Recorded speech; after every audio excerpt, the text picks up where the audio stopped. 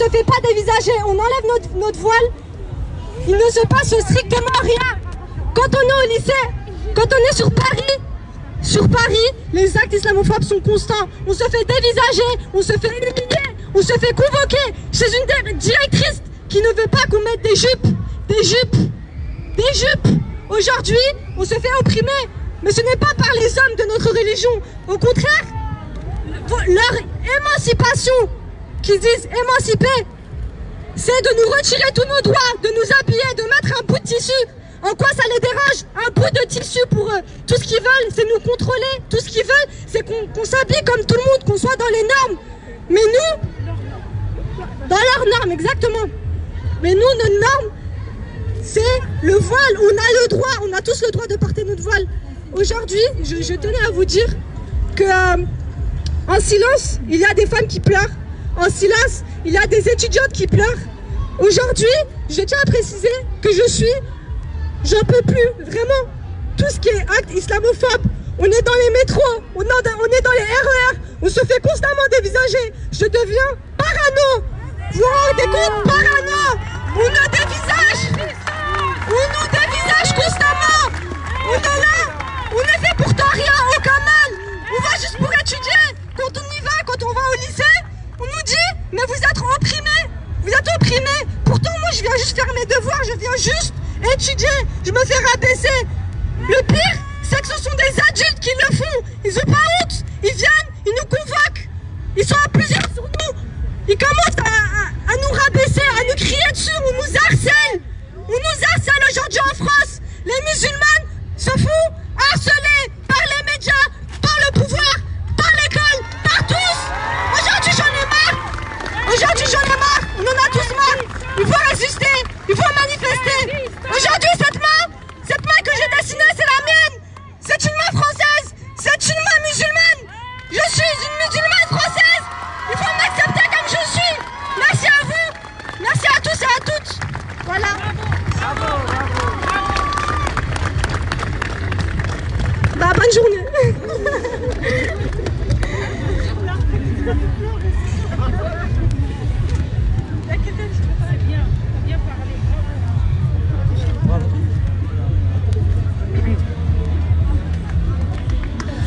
Bonjour à toutes et à tous.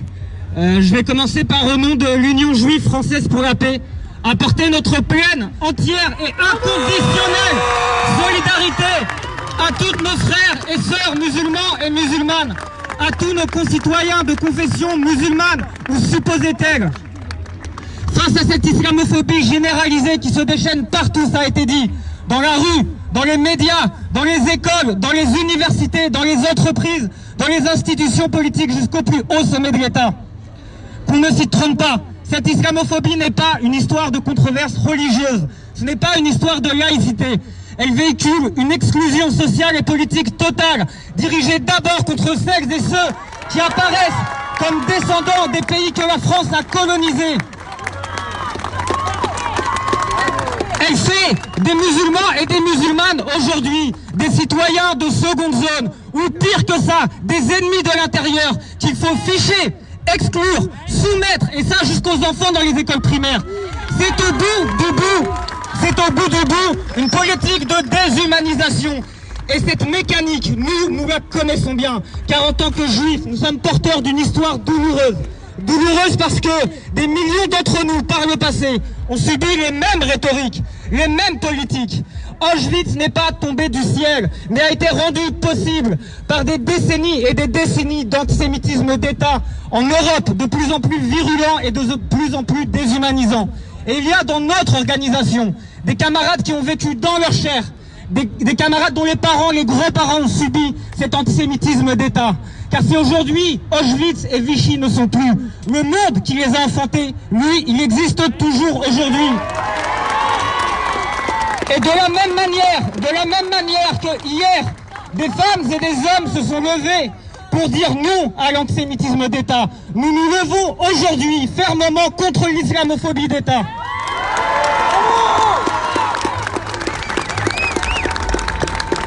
Nous le savons bien, c'est une question de dignité humaine et c'est au bout du compte une question de vie ou de mort. L'UJFP se tiendra fermement aux côtés de toutes celles et ceux qui aujourd'hui sont déterminés à mener ce combat jusqu'au bout. Et nous vous donnons bien évidemment rendez-vous le 8 décembre pour une grande marche contre le racisme d'État, contre l'islamophobie, pour l'amour de nos enfants et pour un monde plus juste, plus égalitaire et pour une égale dignité pour toutes et tous. Merci.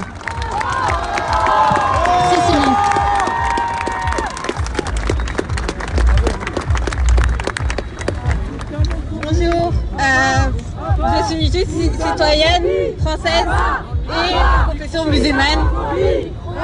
Et je voudrais dire que l'islamophobie, l'islamophobie,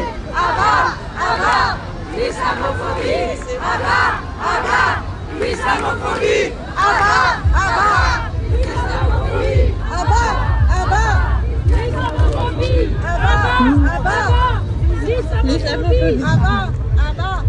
je voudrais juste dire que les musulmans sont des citoyens français et qu'aujourd'hui l'État et la fachosphère utilisent la laïcité dans une nouvelle religion. Maintenant c'est la religion de la laïcité en France. Ils ont inventé ça pour exclure les musulmans et tous les signes religieux. Aujourd'hui c'est le voile, qui sait demain si ce sera pas la kippa ou la croix. Donc on est en France, on est citoyen et la laïcité justement c'est de pouvoir pratiquer tranquillement sa religion et pas se faire persécuter à cause de sa religion. Et donc leur but c'est de nous diviser et nous serons toujours français ensemble et rassemblés contre la haine et contre l'islamophobie, l'antisémitisme et la xénophobie et la christianophobie.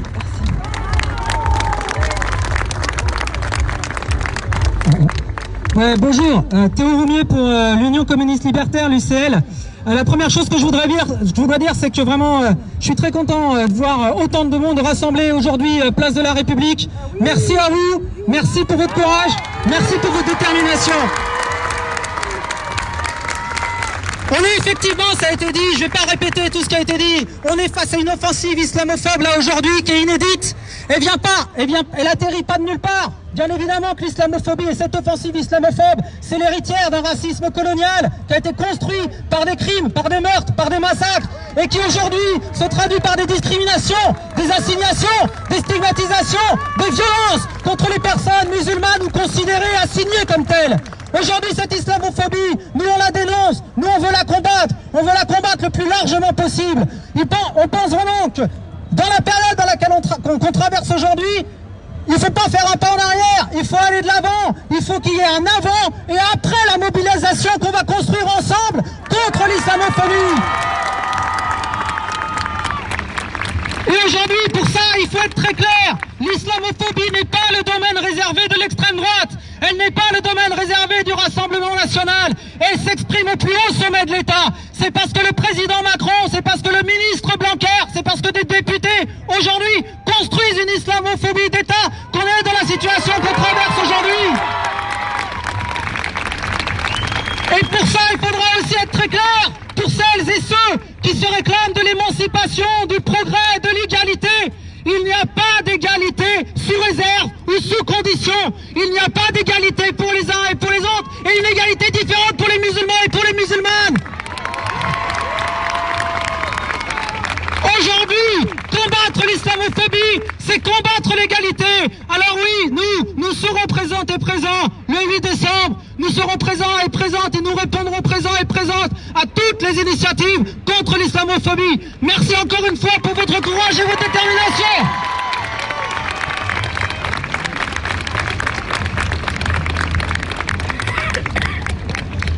Bonsoir à tous, je vais essayer d'être le plus bref possible, notamment parce que les intervenants précédents ont dit beaucoup de choses très pertinentes.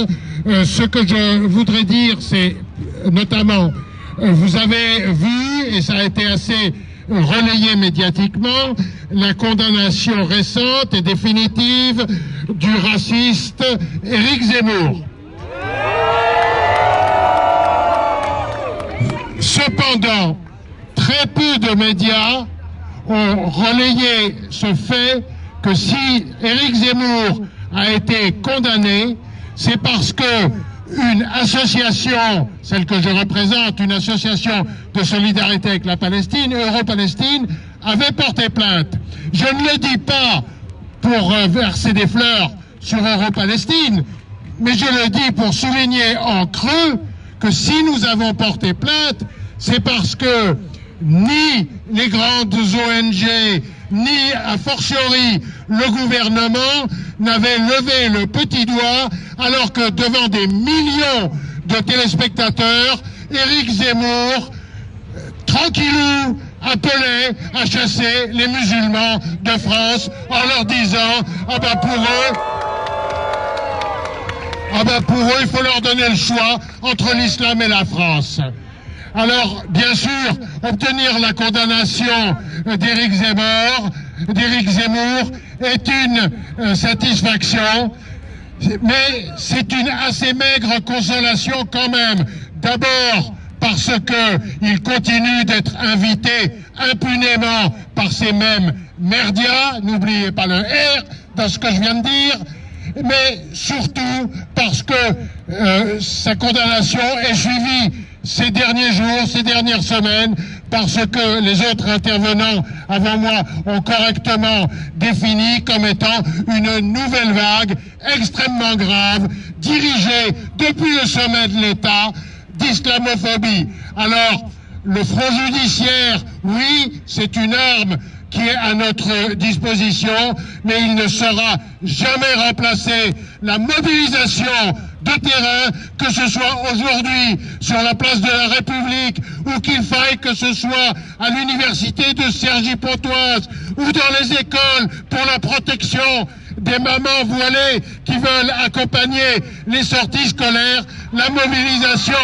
de terrain et celle-ci, cette mobilisation, elle concerne tous les antiracistes, que ce soit les hommes ou les femmes, que ce soit les musulmans ou les pas musulmans, que ce soit les voilés ou les pas voilés. Je vous remercie.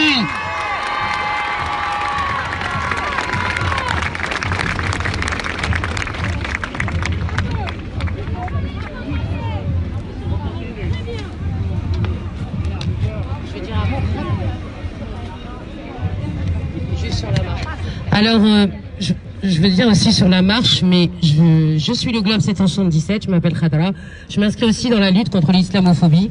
Je voudrais dire qu'on a des pistes quand même pour combattre cette islamophobie. Les signalements auprès du CSA, on a aussi l'expression dans les urnes, parce que pourquoi ils attaquent? Parce qu'en face, il n'y a rien du tout. Les musulmans aujourd'hui, que ce soit aux européennes ou aux municipales, ils ne sont pas présents. Il est temps que, en fait, ils s'expriment dans les urnes. S'ils s'exprimaient dans les urnes, il n'y aurait pas des lois. Les républicains ne pourraient pas aujourd'hui motiver des lois qui veulent empêcher le port du voile dans tout l'espace public. Et ça, il faut absolument que, en fait, ils se conscientisent, les musulmans, pour qu'ils aillent voter, qu'ils soient un poids électoral. Parce que la question, elle est politique. Et je voudrais vous rappeler que cette semaine, le 21 octobre, à partir de 15h, il y a un rassemblement devant le ministère de l'Éducation nationale pour, en fait, tout ce qu'a dit Monsieur Blanquet. Et Monsieur Blanquet, il a l'air d'oublier que dans l'école de la République, on apprend la religion, on apprend la politique, on apprend la démocratie, on apprend la liberté. Et que Monsieur Blanquet aussi, il faudrait lui rappeler que les enfants de confession musulmane n'ont pas à être discriminés et signalés. Un petit garçon qui ne veut pas donner la main à une petite fille, mais c'est parce qu'il a de la pudeur ou parce qu'il est timide, alors il n'aurait pas droit. Et ce que je veux dire, le deuxième rassemblement, ça va être à l'entour du 27 octobre, un appel qui a été lancé par Mohamed Kolanta. Je vous demande d'être le plus nombreux possible, encore plus nombreux. Et comme le disait précédemment le représentant d'Euro-Palestine, voilé, pas voilé, la liberté, c'est une question qui nous unit tous. On est tous venus libres au monde. Et c'est ça qui nous lie. Et c'est pour cela que nous devons nous battre. Merci.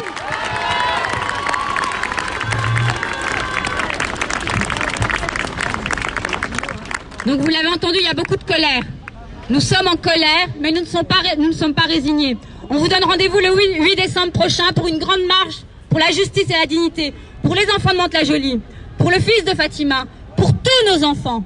Tous nos enfants. Rendez-vous à Barbès le 8 décembre prochain, départ 14h. Merci à toutes et à tous. Salam alaikum.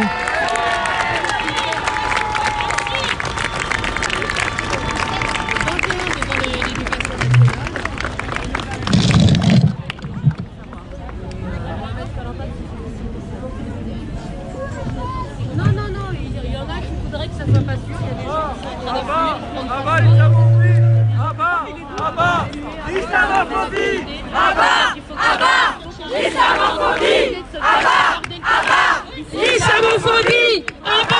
à bas. L'islamophobie, à bas, à bas. L'islamophobie, à bas, à bas. L'islamophobie, à bas, à bas. L'islamophobie, à bas, à bas. L'islamophobie, à bas, à bas. L'islamophobie, à bas, à bas. L'islamophobie, à bas, à bas. L'islamophobie, à bas, à bas. L'islamophobie, à bas, à bas. L'islamophobie, à bas, à bas. L'islamophobie, à bas, à bas. L'islamophobie, à bas, à bas. L'islamophobie. Résistance, résistance, résistance, résistance. On lâchera rien, on lâchera rien. Résistance, résistance, résistance. Alors il va y avoir une dernière prise de parole. C'est Maman Toutes Égales, Yousra qui était là et qui n'a pas osé s'avancer. Donc on va lui donner le micro. Voilà, très bien.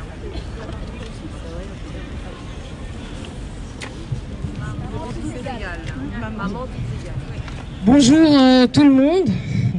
Je suis choquée, émue, contente, toutes les émotions qu'il peut y avoir. Parce qu'en fait, on est des membres d'un ancien collectif Maman Toutes Égales. On a porté cette voix pendant des années, entre 2013, 14, 15, depuis la circulaire Châtel, donc qui était pour l'exclusion des mamans qui portent le foulard. Très solidaire pour ces mamans mantoises, pour la maman qui a été rejetée au conseil régional. Moi, ça m'a rappelé des souvenirs. Mon fils a 3 ans, qui les larmes aux yeux, m'a vu me faire refouler par la directrice d'une école maternelle. Aujourd'hui, quand je vois les témoignages de ces mamans, de leurs enfants au lycée, je me dis mais finalement, on va jamais respirer ou quoi. Comme j'ai des enfants qui sont maintenant aussi au lycée. Mon fils qui était en larmes, aujourd'hui il est en CM2. Dans quelques temps, il sera au lycée. Peut-être qu'il va aussi lui arriver la même chose. Donc nous, aujourd'hui, on veut dire stop, quoi. Fichez-nous la paix. On est Français. Que vous le veuillez ou non, on est des Français de 2e, 3e, 4e génération. Mais arrêtez de nous stigmatiser. Le foulard n'est pas un problème sur la place publique. Je suis désolée, c'est pas ça le problème en France. Je pense à mes amis de MTE qui ont souffert pendant des années, qui ont lâché l'affaire et qui ont parfois continué. On a respiré quelques années et là, rebelote. Mais fichez-nous la paix, c'est pas possible. Je pense à Anissa, aux mamans de Miru, aux mamans du Blanc-Ménil, aux mamans d'Argenteuil. On a été reçus de Livry-Gargan, on a été reçus au ministère, on s'est battu jusqu'au bout, on a gagné nos combats. J'ai gagné dans l'école de la maternelle où mon fils s'est fait rejeter et où moi j'ai été rejetée. La directrice, au bout de 5 ans, s'est excusée, mais je n'ai pas lâché l'affaire et je n'ai pas baissé les bras. Et on ne lâchera pas l'affaire et on continuera de nous battre. Merci à vous tous et bon courage et on sera avec vous les mamans de Mantes et on sera avec toutes les mamans qui sont discriminées. Merci.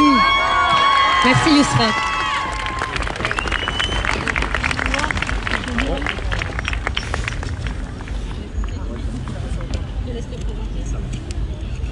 Bonjour à tous. Ouais. Bonjour à tous, je suis enseignant, membre de l'Assemblée Générale Éducation Île-de-France. Nous, évidemment, on est particulièrement solidaires de cette manifestation, de ce rassemblement contre l'islamophobie, parce que l'islamophobie, c'est nos élèves qui la vivent, et que nous, en tant qu'enseignants, on veut protéger nos élèves. Dans ce pays, il y a une loi. Il y a une loi, c'est la loi de 1905. La loi de 1905 protège la liberté de culte, la liberté d'opinion et la neutralité de l'État.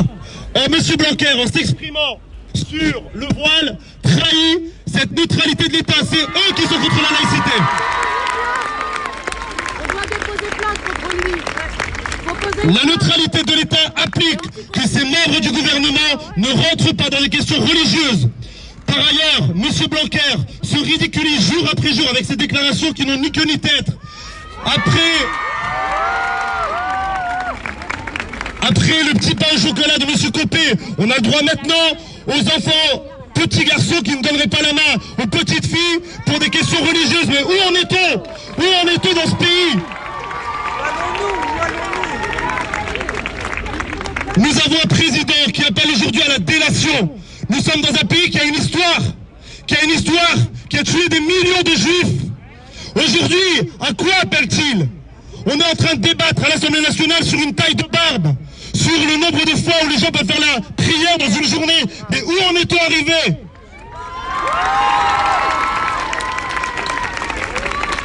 Sachez que les enseignants et les enseignantes ne sont pas dupes. Nous nous préparons aussi à publier un texte dans les jours qui viennent. Nous voulons être en totale solidarité avec les parents d'élèves et nos élèves, car nous sommes nous là pour protéger nos élèves. Nous disons la loi, rien que la loi. Le gouvernement n'a pas à faire des déclarations qui outrepassent la loi telle qu'elle est. La laïcité, c'est une loi très précise, on vient de le rappeler, et leur déclaration dépasse clairement le cadre de cette loi. Alors on est prêts, nous, à se battre. On vous rappelle aussi qu'il y a un mouvement social tout autour de ça. Évidemment, si aujourd'hui il nous sort ces attaques islamophobes, c'est pas pour rien. Et ça, il faut en avoir conscience. Pour diviser la société française, la meilleure des choses, c'est d'appeler au racisme. À chaque fois qu'ils ont essayé de faire des attaques sociales dans ce pays, pour diviser les Français, ils appellent ensuite à diviser les Français autour des questions religieuses. Et à chaque fois, c'est la même chose. Nous ne sommes pas dupes et nous allons continuer à nous battre contre cela. Car Français nous sommes, musulmans, juifs, chrétiens, athées, peu importe, nous sommes Français. Alors évidemment, avec le collectif des jeunes du Nantois, qui a eu le courage d'organiser ce rassemblement et qui a le courage d'appeler à cette marche du 8 décembre, nous serons présents. Nous appelons aussi dès le 5 décembre à une grève générale qui est en train de se généraliser dans tous les secteurs professionnels. Car le lien entre l'islamophobie et les réformes et les attaques sociales quotidiennes sont évidentes. Ce modèle social qu'ils sont en train de nous construire, c'est un modèle social qui attaque les plus pauvres dans cette société et qui se sert de la religion pour diviser les Français. Alors aujourd'hui, on est nombreux à appeler à la résistance. Ce pays a une histoire. La résistance s'est battue contre l'antisémitisme. Aujourd'hui, la résistance doit se battre contre l'islamophobie. Elle doit se battre contre l'islamophobie et toutes les autres formes de racisme, contre l'homophobie, contre...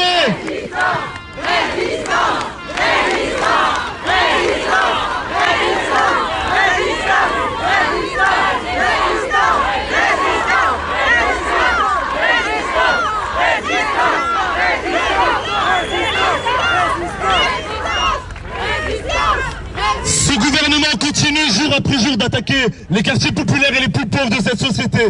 Nous ne devons pas en être dupes et nous devons converger tous ensemble pour nous battre pour cette belle République avec ses valeurs. Et nous, ces valeurs, on veut les appliquer. La liberté, l'égalité et la fraternité. Merci. Merci, Jimmy. Alors Macron, il fait des réformes sociales, mais en même temps il veut réformer l'islam.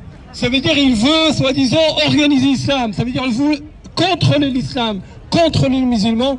Donc on va lui dire ce slogan: Macron, casse-toi, l'islam n'est pas à toi. Macron, casse-toi, l'islam n'est pas à toi. Macron, casse-toi, l'islam n'est pas à toi. Macron, casse-toi, l'islam n'est pas à toi. Macron, casse-toi, l'islam n'est pas à toi. Macron, casse-toi, l'islam n'est pas à toi. Macron, casse-toi, l'islam n'est pas à toi. Macron, casse-toi, l'islam n'est pas à toi. Macron, casse-toi, l'islam n'est pas à toi.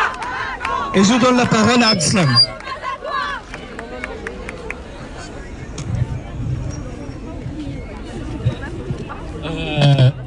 Bonjour à toutes et à tous. Je suis membre de ELV, d'Europe Écologie Les Verts. Mais je ne suis pas mandaté par ELV, mais je suis co-responsable de la Commission internationale de ELV. Je suis également un des anciens membres fondateurs du groupe contre l'islamophobie en France. Et c'est aussi à ce titre-là que je ne pouvais pas être ici, je devais être là ici avec vous.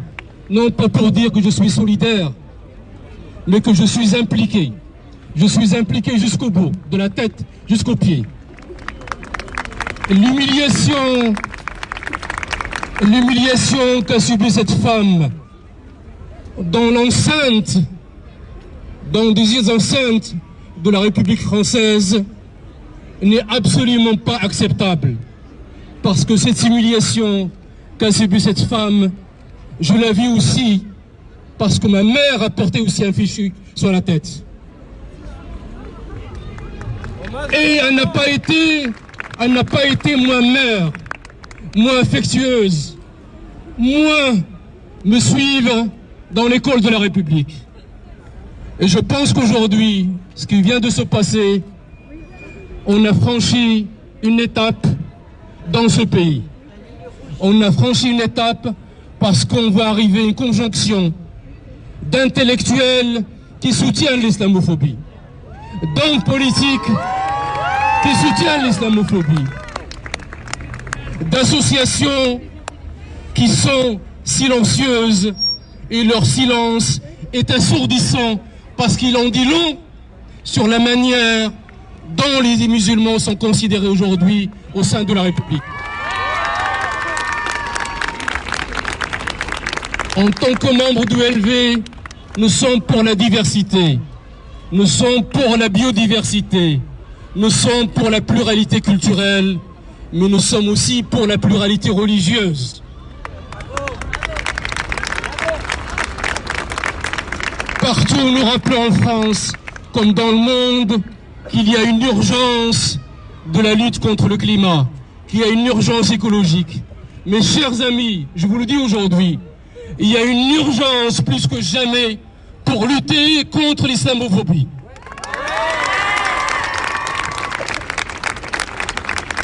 Lutter contre les inégalités, lutter contre le réchauffement climatique, lutter pour l'écologie n'est pas antinomique pour lutter contre l'islamophobie.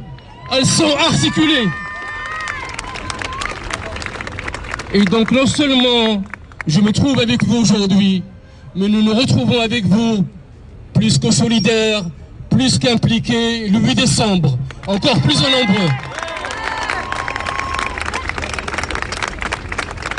Un fichu sur la tête n'a jamais interdit à qui que ce soit d'être libre dans sa conscience.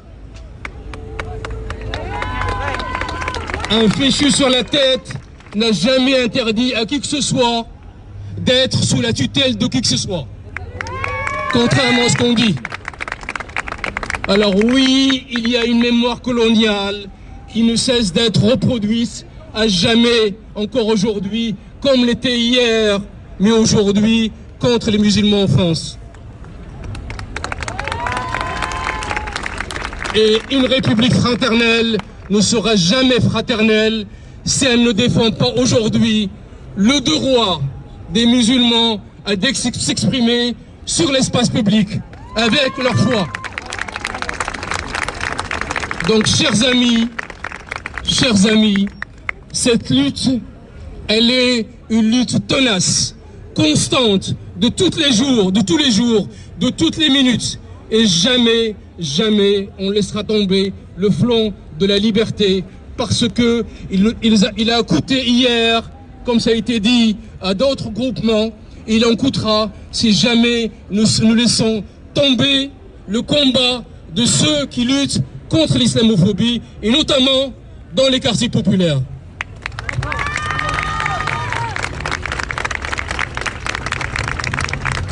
Donc, chers amis, je vous le dis, le 8 décembre, il est impératif, il est plus qu'impératif d'être ensemble et nous serons avec vous ensemble ce jour-là. Et merci.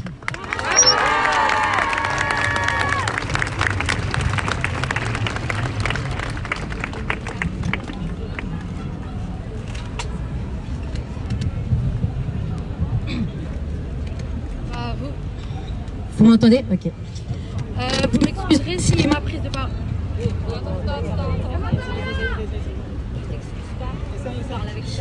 Alors ma prise de parole ne sera pas trop organisée parce que j'avais pas prévu de prendre la parole de base, mais finalement je la prends. J'ai dit, ma prise de parole ne sera peut-être pas organisée parce que de base j'avais pas prévu de prendre la parole, mais finalement je la prends quand même. Voilà, c'est spontané.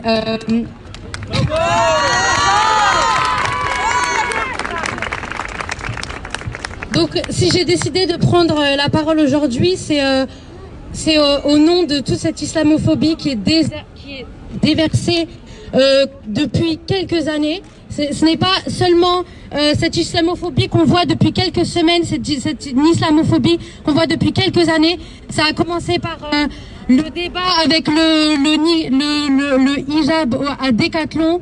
Ça a commencé, c'était juste avant, une année avant, c'était avec le débat pour instaurer une loi pour empêcher de porter le foulard à l'université. Ça fait depuis quelques années que les débats sur le voile ne cessent de passer dans les médias. Ces mêmes débats qui sont dans les médias, parce que cette islamophobie, il faut pas se voiler la face, elle est aussi due aux médias, parce que ces mêmes débats, lorsqu'on débat sur le foulard, les intervenants sont toujours des personnes extérieures et rarement sont les femmes voilées qui interviennent à la télévision. La preuve cette semaine, un journal, je me souviens plus lequel, Libération a numéroté à peu près le nombre de débats qu'il y a eu autour du foulard. Sur à peu près 87 ou 80 débats, seule une femme voilée est intervenue à la télévision. Pourquoi? Parce qu'ils ont peur de mettre des femmes intellectuelles, des personnes...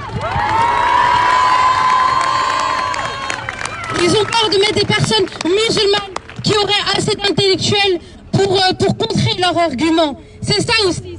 Il faut aussi que les médias qui se disent neutres, les médias qui se disent véhiculeurs des valeurs de la République et qui se disent vouloir reporter le message le plus neutre possible, se remettent aussi en compte. Ensuite,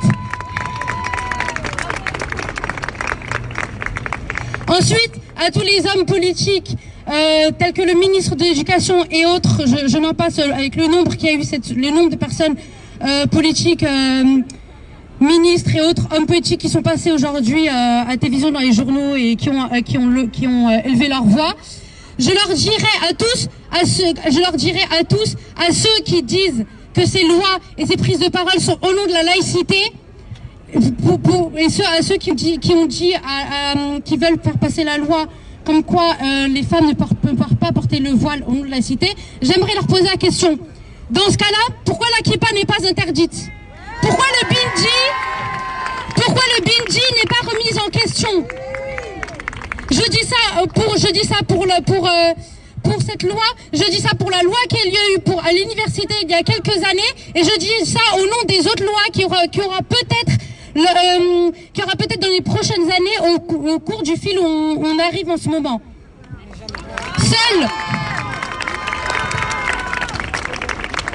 Alors arrêtez de nous dire que c'est au nom de la laïcité quand seulement un signe religieux, seulement l'insigne d'une seule religion est pris en compte. Là, c'est de la discrimination et non de la laïcité.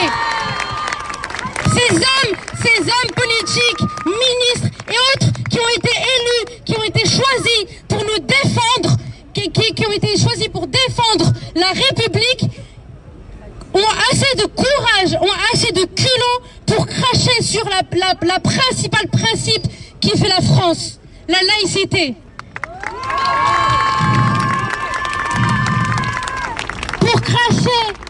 Pour cracher sur les trois valeurs les plus importantes, égalité. Il n'y a pas d'égalité quand seulement une religion est prise à partie. Il n'y a pas de liberté quand on nous impose de retirer nous impose de ne pas pratiquer notre religion. Et il n'y a pas de fraternité quand vous divisez les Français en fonction de leur religion.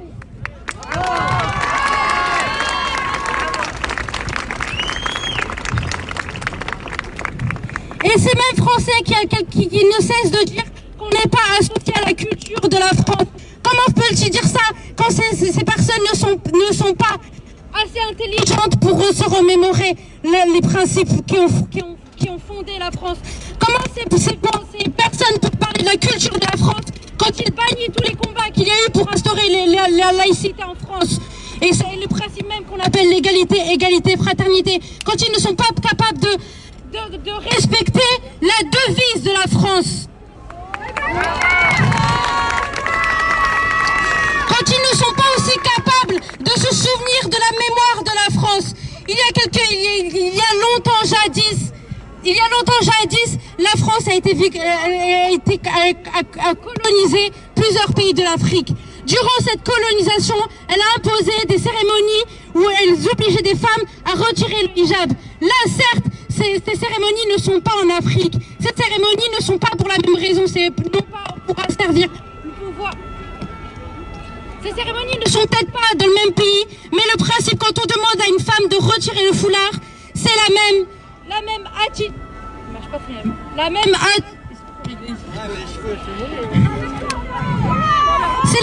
attitude et le même acte. Comment ces Français ne peuvent aussi pas se souvenir de la stigmatisation et des génocides qu'il y a eu durant les guerres mondiales avec les Juifs? Ces génocides ont d'abord commencé par des signalements. Et aujourd'hui, ils nous demandent de faire la même chose, de signaler quand M. Castaner nous demande de signaler une personne qui exécute régulièrement la prière, qui porte le voile, qui porte la barbe. C'est exactement la même chose. Il demande de signaler, de stigmatiser des personnes. C'est le même principe. Ces Français-là ne sont même pas capables de se souvenir des erreurs qu'ont fait leurs prédécesseurs et ils nous parlent de culture française.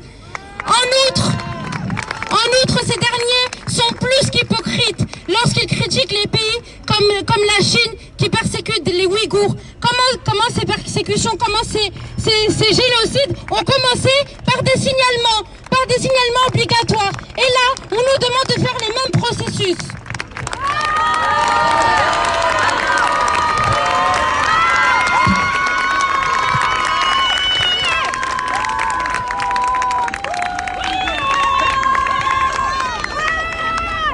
Bonjour à toutes et à tous, je me présente, je suis Hajar, juste citoyenne française. Je suis Hajar, juste citoyenne française, musulmane aussi et complètement épanouie. Je vais vous faire je vous ai écrit un petit texte et j'aimerais partager ça avec vous. Puisqu'on ne me donne pas la parole, eh ben je la prends aujourd'hui. Bravo!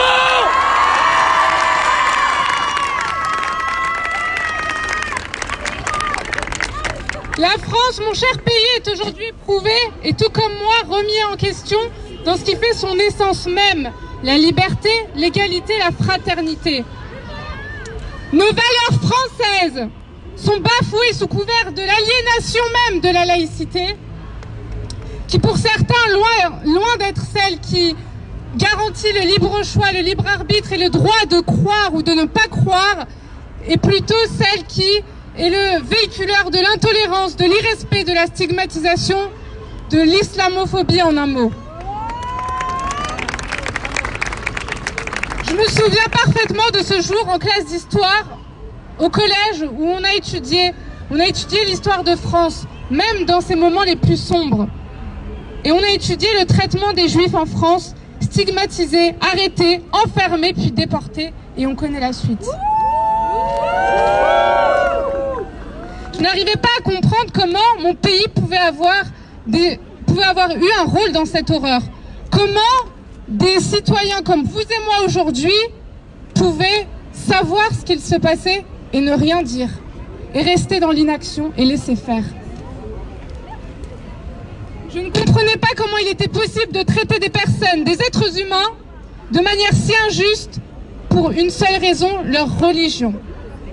Aujourd'hui, et c'était là bien leur seul crime, aujourd'hui, eh bien les dernières semaines, les derniers mois, les dernières années nous ont montré quel processus était mis en route et comment l'instrumentalisation de la peur peut la transformer en haine.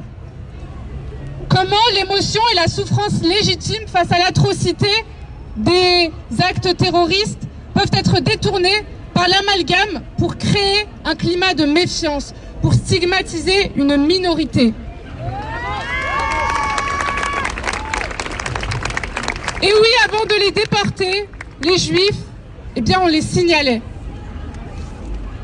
Je vous laisse revenir à l'actualité.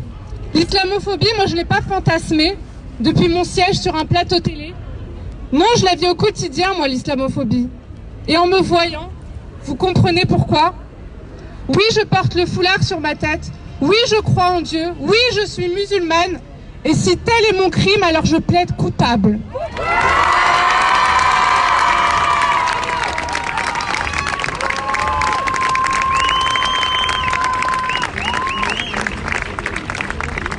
Et pourtant, très personnellement, c'est cette foi qui me pousse à me lever le matin avec l'envie de faire du bien. C'est cette foi qui me pousse à être utile à mon prochain, à être une citoyenne responsable et engagée autant dans les questions de justice sociale, d'écologie. C'est aussi un moteur de ma décision de faire de la médecine mon métier. Et c'est aussi ce qui m'a poussée à être bénévole dans l'humanitaire, entre autres.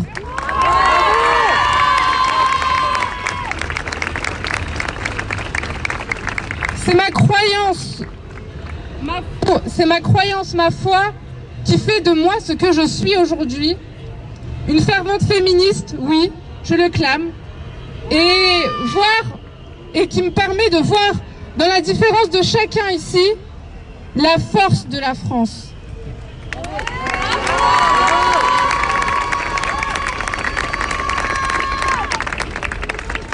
Alors oui, mon discours bouscule les préjugés et les idées fantasmées qu'on entend à la télé, et pourtant c'est ma réalité. Quant à mon foulard, puisqu'il est cible de toutes les attentions, il est un choix, et il est un choix personnel.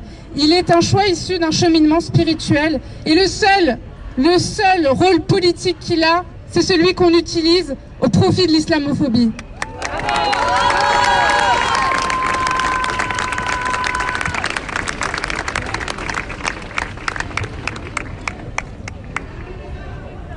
Alors, pardon.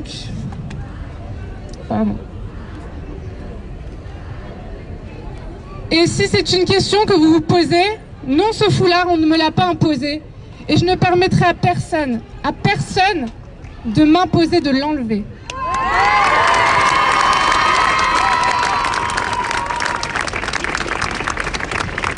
N'est-ce pas Voltaire, une de nos lumières, qui disait « Même si je ne suis pas d'accord avec ce que vous dites, je me battrai jusqu'à la mort pour que vous ayez le droit de le dire. »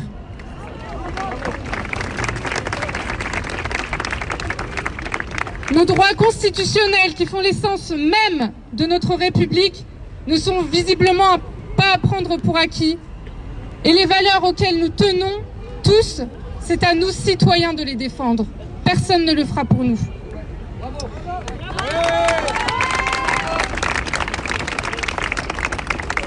Alors oui, vous avez tout à fait le droit de ne pas être d'accord avec mon choix, mais c'est votre devoir de défendre ma liberté de conscience, comme c'est mon devoir de défendre la vôtre.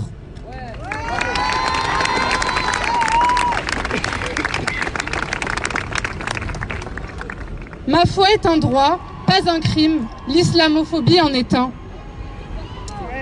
Discrimination et stigmatisation doivent céder face à notre union. Les livres d'histoire se souviendront de nos choix. Soyons les justes de notre époque et redonnons du sens aux valeurs liberté, égalité, fraternité. Rendons à la France ses lettres de noblesse. Prenez soin de vous. Salam alaikum et que la paix soit sur vous tous.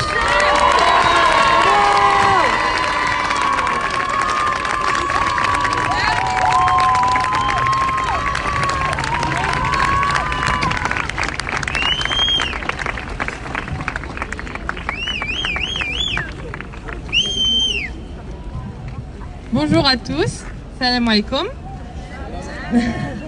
Alors écoutez, moi je suis en retard, je viens d'arriver. Je suis une maman de 3 enfants. Ce matin, j'avais les activités de mes enfants, ma fille faisait du foot et ma deuxième fille faisait du taekwondo. Donc entre le manger, le temps d'arriver, il est 16h. C'est mon vécu de femme aujourd'hui. Je suis une femme, j'ai des enfants, je travaille et je suis aussi musulmane d'origine maghrébine. Autant dire que les fardeaux, la charge sur mes épaules sont multiples. D'abord, la question du sexisme et de la double journée de travail. Quand je travaille toute la journée, quand je rentre à la maison, je m'occupe de mes enfants. Ensuite, je suis d'origine maghrébine, avec tout le poids de l'histoire coloniale, de mes parents, de vos parents, qui sont issus de l'immigration et qui ont fait la France d'aujourd'hui. Ensuite, troisième charge qui pose, troisième apport, et mes charges aussi qui portent sur mes épaules, je suis une femme musulmane, tout simplement. Quatrième charge, je suis une femme musulmane qui porte un bout de tissu sur la tête. C'est un choix spirituel, c'est un choix personnel que j'ai fait quand j'avais 19 ans. Ironie du sort, je l'ai fait en septembre 2001, à quelques jours du 11 septembre 2001. Une coïncidence, je ne sais pas, en tout cas c'était ma destinée de commencer à ce moment-là, de faire un choix. Je ne me rendais pas compte à cette époque-là que ce choix n'était pas juste un choix spirituel en réalité, c'était un choix qui allait faire vraiment le destin de ma vie. Car faire ce choix de porter un bout de tissu sur la tête, c'était plus qu'un choix personnel en réalité spirituel, puisqu'il allait avoir des conséquences sur toute ma destinée. Ça a été positif, ne vous inquiétez pas, parce que malgré ces obstacles, malgré les souffrances qu'il y a pu avoir, j'ai pu aujourd'hui m'épanouir dans ce que je suis.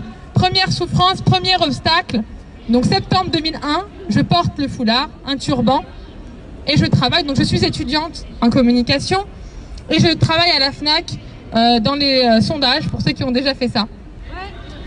Donc devant la FNAC de Créteil. Et je travaille durant toute une journée, tailleur, j'ai fait les formations, j'ai fait tout ce qu'il faut.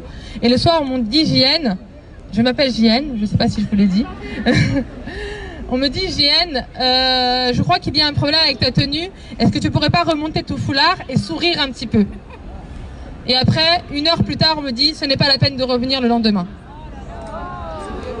C'est pas grave. Et je rentre à la maison, ma mère qui me soutient pleure quand même. Elle me dit, JN, pourquoi tu as choisi ça? Elle ne portait pas le foulard. Mais elle me dit, pourquoi tu as choisi ça? Elle me dit pas ça contre moi.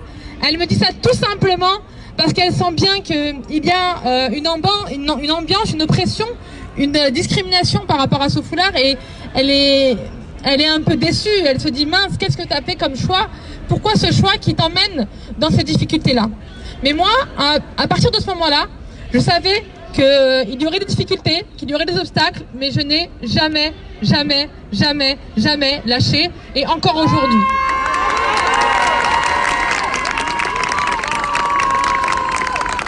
Je raconte, alors quand je ne vous raconte pas ça aujourd'hui pour vous raconter ma vie, c'est simplement un témoignage que je souhaite vous livrer, et notamment, j'ai 36 ans, je suis plus toute jeune, et je voudrais livrer à toutes les jeunes femmes, qu'elles soient voilées ou non d'ailleurs, par rapport à la question des obstacles et des difficultés dans la vie. Un autre témoignage pour vous raconter. Donc moi j'ai 19 ans, donc j'ai pas 19 ans maintenant, hein, 36 ans. Donc j'ai 19 ans et je suis donc en faculté de communication à Paris 8 Saint-Denis. Et je fais un atelier radio avec Emmanuel Laurentin, qui est animateur radio à France Culture. Je découvre d'ailleurs France Culture, une radio que je ne connaissais pas, que je vous invite à écouter. Tous les médias, il y a des choses à apprendre, mais ça j'en parlerai après si on m'en donne le temps. Donc je commence et je fais un stage. J'ai pu faire un stage à la radio parce que mon professeur Emmanuel Laurentin a parlé de moi directement à l'animateur. Et donc j'ai fait mon stage dans l'émission de Jean Lebrun. On lui a dit que JN porterait le turban et que c'était comme ça. Et donc j'ai fait mon stage pendant 3 semaines. Et je me suis pas rendu compte de ce que c'était en fait ma présence là-bas. J'étais quand même la première femme voilée à Radio France. Et moi, du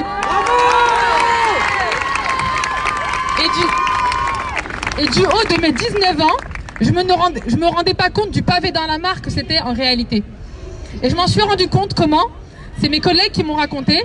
Un soir, il y avait un cocktail à France Culture. Je n'y étais pas parce que je vous ai pas dit. Après les 3 semaines de stage, Jean Lebrun, qui aimait les vilains petits canards, m'a gardé comme pigiste pendant plusieurs années.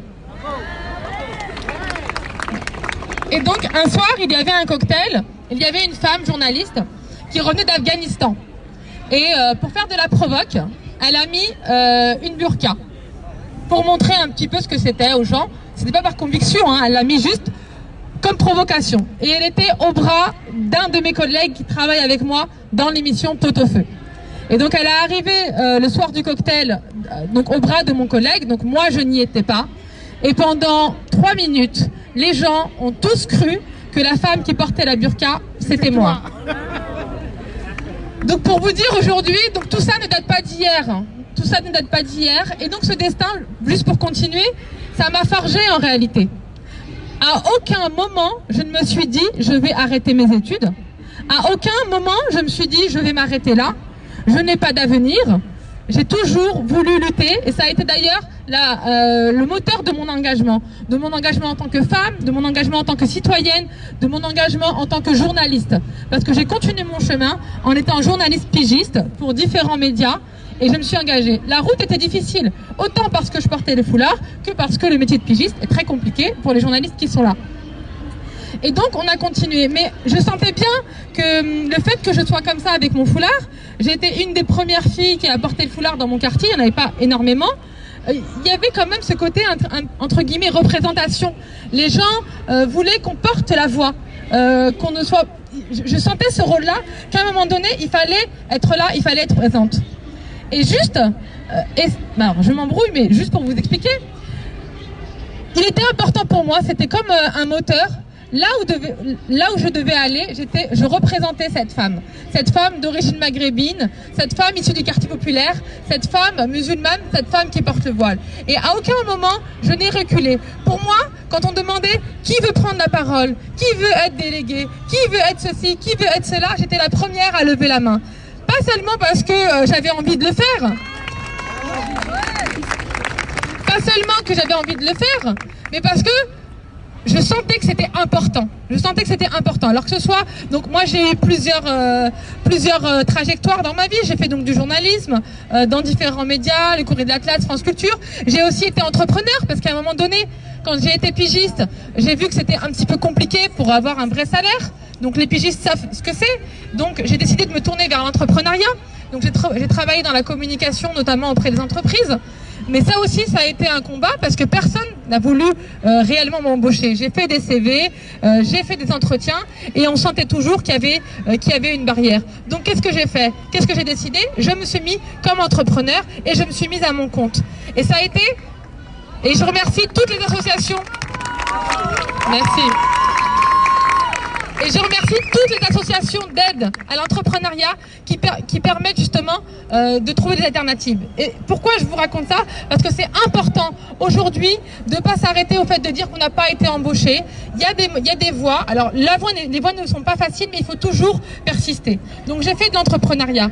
Et suite à cet entrepreneuriat, j'ai rencontré énormément de monde. Le monde de l'entrepreneuriat et de l'associatif, hein, de même, sont très riches.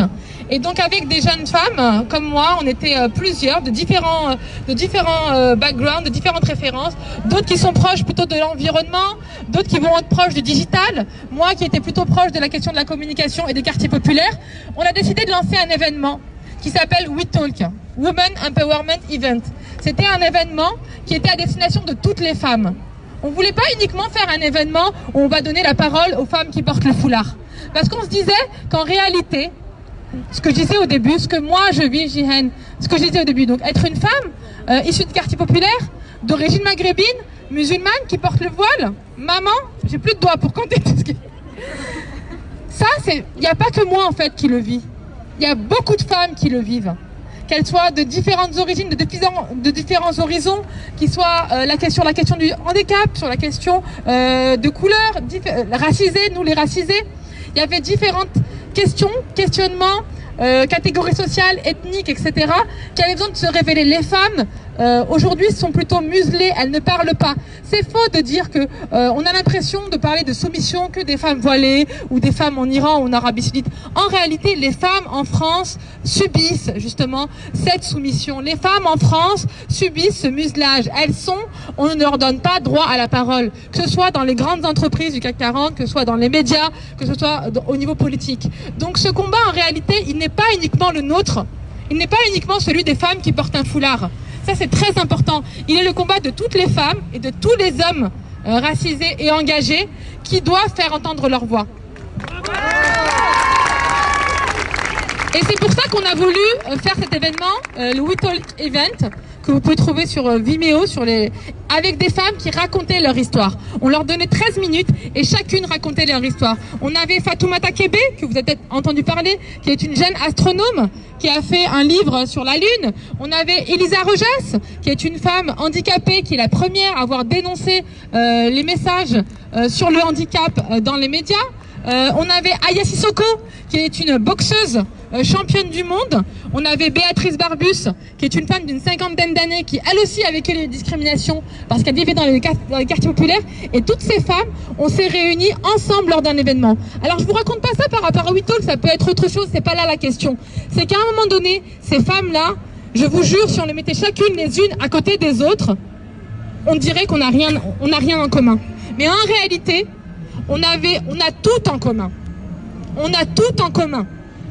On a l'impression d'être différentes, de vivre des combats différents, mais en réalité, notre combat, il est commun.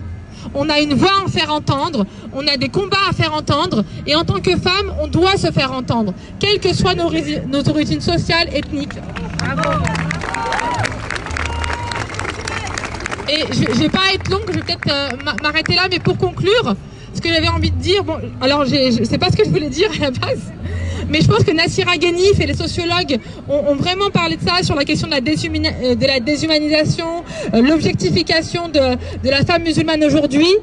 Et c'est vrai, aujourd'hui on est dans une période trouble, dans une période noire, et je vous dis, c'est pas uniquement nous qui vivons ça, c'est toutes les femmes. Moi j'ai des collègues avec qui je parle, qui sont pas musulmanes, qui sont pas d'origine maghrébine, et qui sont touchées dans leur chair par ce qui se passe aujourd'hui, et qui ne reconnaissent pas la France, et qui disent qu'elles sont pas d'accord. Donc il faut vraiment, j'invite tout le monde à ne pas, à être vraiment dans un discours, dans un engagement qui est du nous.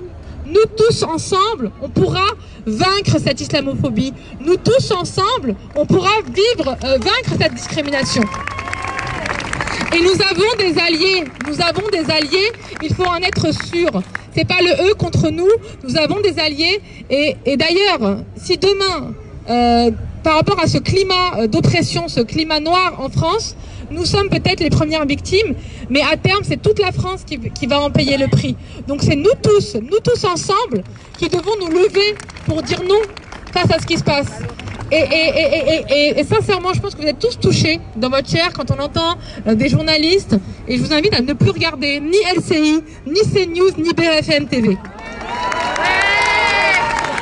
Mais par contre, les amis, si vous éteignez BFM TV, si vous éteignez CNews, si vous éteignez LCI, allez lire le livre de Nassira Ghanif sur l'immigration. Allez lire le livre de Olivier Grandcourt-Maison.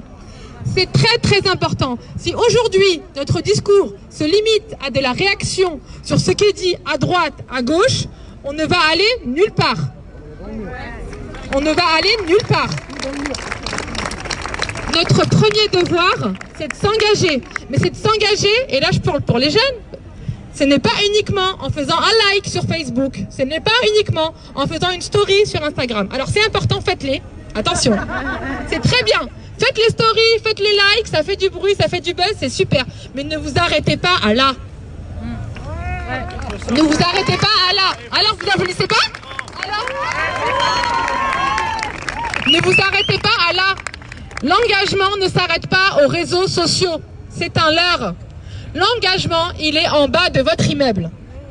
Il commence en bas de votre immeuble. Là où que vous habitiez ici, là, dans le 11e arrondissement, ou que vous habitiez dans les quartiers populaires, dans le 93 ou dans le 95. Donc aujourd'hui, moi ce que je vous invite à faire, c'est aller vous engager. Vous êtes une maman, allez vous mettre comme parent d'élève. Quand il y a une réunion au conseil d'école, vous y allez. Vous dites pas j'ai pas le temps. Vous y allez, vous allez parler à la maîtresse. Quand votre enfant il est en classe, il faut prendre un rendez-vous avec la maîtresse au moins une fois par an, c'est obligatoire. Vous laissez pas votre enfant tout seul toute l'année avec la maîtresse en disant c'est bon, il y a l'école, il y a l'étude. Vous devez être présente et vous devez montrer que vous êtes là et que vous accompagnez vos enfants. Je finis. Pour les jeunes, pour tout le monde, donc les mamans, on a parlé des mamans. Les jeunes, il y a beaucoup de choses à faire dans les quartiers populaires. Aujourd'hui, notre jeunesse, moi j'ai 3 enfants, j'ai une fille de 9 ans, une de 5 ans et un petit garçon de 1 an. Ces enfants-là, ils ont besoin de nous. Et des jeunes, vous les étudiants, vous avez 20 ans, vous avez 21 ans, vous êtes étudiants, ou alors oui, ça prend du temps les études, je sais. Mais prenez du temps le soir, allez faire du soutien scolaire. Vous êtes une femme qui porte le voile, allez faire du soutien scolaire. Allez vous engager dans votre comité de quartier. Dans le comité de quartier, il y a beaucoup de choses qui se passent. Allez-y, moi j'ai fait ça. J'étais dans le comité de quartier. Les gens, ils me regardaient bizarre, mais ils étaient contents. Au début, ils te regardent bizarre, mais après, ils sont contents. Parce qu'ils voient que tu t'intéresses au quartier. Ils sentent bien que tu es présent. Donc c'est ça qui est très important. Et engagez-vous au niveau local, dans votre quartier, que ce soit le comité de quartier, que ce soit les parents d'élèves, que ce soit même à tous les niveaux, même sportif. Vous avez un club de gym et vous adorez la gym, allez vous engager. Donc voilà, je vais conclure en me disant que aujourd'hui, c'est vrai qu'on est touché, c'est vrai qu'on est mal, qu'on a la rage, qu'on a la colère. Mais cette rage et cette colère, mettons-la dans quelque chose d'utile. Produisons des choses, écrivons des choses, allons lire ces gens qu'on a entendus tout à l'heure, Nassira Gheni, allons les lire, allons les écouter et produisons quelque chose. Ne nous arrêtons pas à la colère, s'il vous plaît. Merci à vous.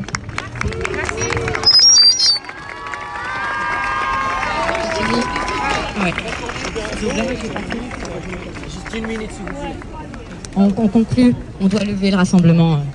Donc merci à toutes et à tous d'être venus nombreux. Il va y avoir d'autres initiatives. Restez connectés parce que ça ne doit pas être qu'un one-shot. Donc la prochaine étape, c'est le 8 décembre, Inch'Allah. Mais entre-temps, il y aura différentes mobilisations. Et il va falloir être présent, non pas, comme disait Jihen, uniquement sur les réseaux sociaux, mais dans la vraie vie.